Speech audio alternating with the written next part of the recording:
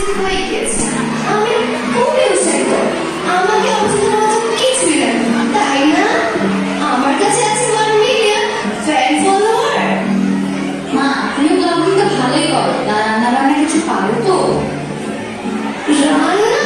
আজকাল যদি আর কেউ রান্না শিখে থাকে আন্টি, ইউটিউবে ফুড পার্লার আছে না, সেখানে তো সব পাওয়া যায়, ওইখান থেকে অর্ডার করে দিব। বেস্ট। তার মা, তুমি পড়াশোনা করতে